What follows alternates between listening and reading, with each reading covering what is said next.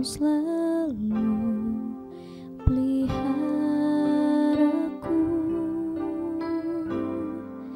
kasih dan setiamu tak pernah layu di hidupku. Lebih luas dari samudra kebaikan-Mu Bapa takkan habis di hidupku. Lebih tinggi dari cakrawala, tak terbatas kasih-Mu. Sungguh ku berlebih luas dari samudra, kebaikan-Mu Bapa takkan habis di hidupku. Lebih tinggi dari cakrawala, tak terbatas kasih-Mu. Sungguh ku bersyukur.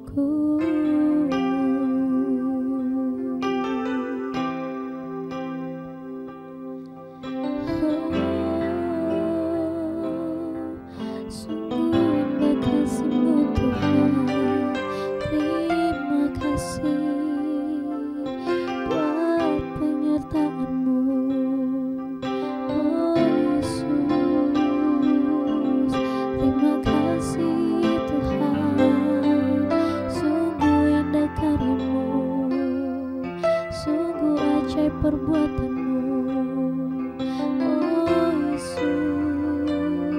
Terima kasih Tuhan, sebab Engkau baik Bapa, sungguh baik Yesus. Haleluya, haleluya Yesus.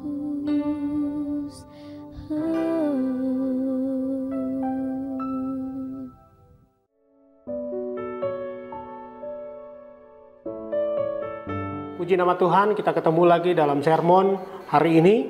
Saudara yang dikasihi Tuhan, saat ini kita akan belajar satu kebenaran firman Tuhan yang tidak lepas dari kehidupan kekristenan kita, kehidupan agama Kristen kita, dengan tema pengampunan total.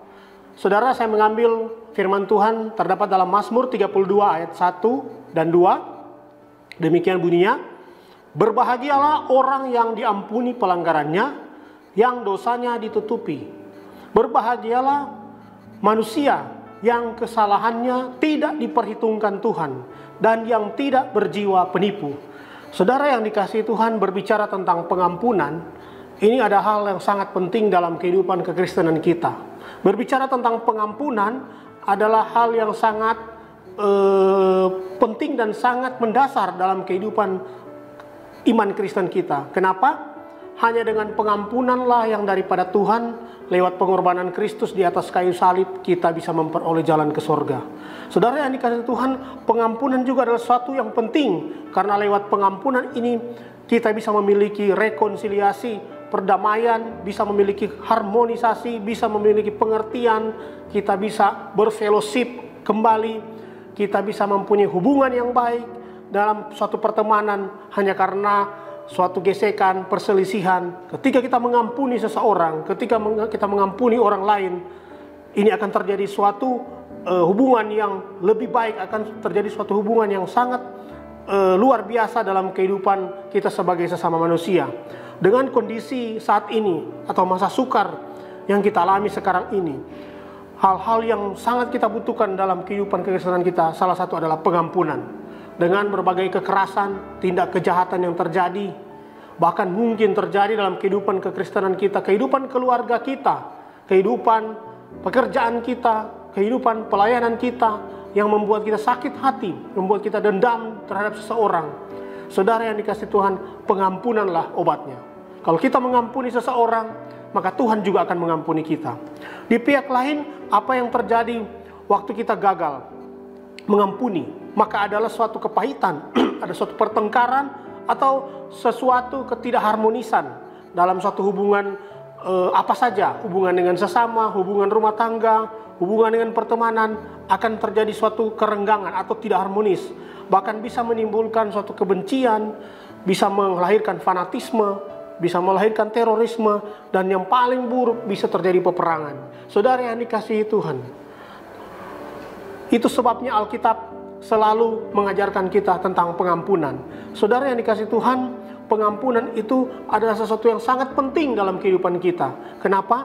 Pengampunan itu adalah hal yang sangat mendasar dalam iman Kristen, karena lewat pengampunan inilah kita diperdamaikan dengan Allah. Allah lah yang mempunyai inisiatif, Allah lah yang mempunyai cara berpikir untuk mengampuni kita manusia, sehingga Dia datang sebagai manusia dalam Kristus Yesus yang sudah tersalib kurang lebih 2000 tahun yang lalu dan menebus kita karena kasih-Nya kepada kita. Saudara, berbicara tentang pengampunan itu bergerak dalam dua arah. Artinya pengampunan itu kita dengan sesama dan kita dengan Tuhan. Dalam kesempatan ini, saudara dikasih Tuhan, lewat pengampunan yang kita baca di dalam Mazmur 32 ayat 1 dan 2, sangat bersuka cita iman Kristen kita. Berbahagialah orang yang diampuni pelanggarannya, yang dosanya ditutupi. Berbahagialah manusia yang kesalahannya tidak diperhitungkan Tuhan, dan yang tidak berjiwa penipu. Saudara yang dikasih Tuhan, segala dosa kita, segala perbuatan kita, segala apa yang kita pikirkan, katakan, selalu Tuhan tahu. Tetapi di dalam kebenaran firman Tuhan, dalam kitab Mazmur ini 32 ayat 1 dan 2, ayat 1 dan 2, berbahagialah orang yang diampuni pelanggarannya, yang dosanya ditutupi. Saudara yang dikasihi Tuhan, Tuhan itu begitu baik dalam kehidupan kita, sehingga ketika kita melakukan dosa pun Dia bisa tutupi, saudara, dosa kita. Dengan kata lain, Tuhan tutupi dosa kita dengan resiko Dia mengampuni supaya kita bisa berubah. Tuhan itu adalah Allah yang sangat memperhatikan kehidupan kita sebagai orang percaya. Nah, saudara yang kasih Tuhan, mari kita bahas tentang pengampunan ini. Bagaimana kita bisa dapat pengampunan dari Tuhan? Saudara, kita tahu bahwa pengampunan itu ada satu hal sangat penting seperti yang saya katakan tadi di atas. Pertama, pengampunan Tuhan datang melalui salib Yesus. Saudara, Roma 3 ayat 23 berkata begini, karena semua orang telah berbuat dosa dan telah kehilangan kemuliaan Allah. Saudara dikasih Tuhan, tidak ada satu manusia pun di muka bumi ini sampai hari ini yang sejak lahir pun dari kandungan pun tidak ada dosa. Alkitab berkata dari buah kandungan sudah dalam kandungan sudah diperanakkan dengan dosa. Dengan kata lain, sudah memiliki dosa keturunan. Sejak Adam dan Hawa jatuh ke dalam dosa, semua manusia dengan keturunannya telah hilang kemuliaan Allah, dan semua telah berbuat dosa. Semua sudah ada di dalam dosa. Nah, supaya kita bisa diselamatkan hanya melalui pengampunan. Pengampunan itu datang melalui salib Yesus. Kalau Yesus tidak disalib, kita tidak akan dapat pengampunan untuk masuk dalam kerajaan sorga. Allah itu adalah kasih, tetapi Dia juga adalah Tuhan yang adil. Di dalam kasih-Nya, Dia selalu menyatakan keadilannya. Artinya dalam kehidupan, kalau sesuatu salah, maka Dia akan menyatakan itu salah. Kalau sesuatu tidak berkenan, Dia akan katakan, aku tidak berkenan. Kalau kita melakukan kesalahan, bukan berarti Tuhan tutup mata, kemudian menyapu kesalahan kita ke dalam, atau mungkin ditaruh di bawah karpet dan tidak bertindak seolah-olah tidak ada sesuatu yang salah. Saudara yang dikasihi Tuhan, berbicara tentang kesalahan dalam kehidupan kita, hanya Tuhanlah yang jadi standar mengukur kita salah atau kita benar. Hanya Tuhanlah yang menjadi standar kita berkenan atau tidak. Di perjanjian lama kita tahu, saudara yang dikasihi Tuhan, mungkin zaman sekarang kita bilang itu dosa, tetapi di perjanjian lama standar Tuhan dalam kehidupan umat percaya, terkadang kalau kita baca sepintas contoh dalam setiap peperangan, ketika terjadi rampasan, ketika terjadi penjarahan dalam perang, itu sudah biasa. Tetapi zaman sekarang itu adalah suatu pelanggaran, itu adalah suatu dosa. Tetapi saudara dikasih Tuhan, seperti yang saya katakan tadi, Tuhanlah yang menjadi standar apakah sesuatu itu salah atau benar.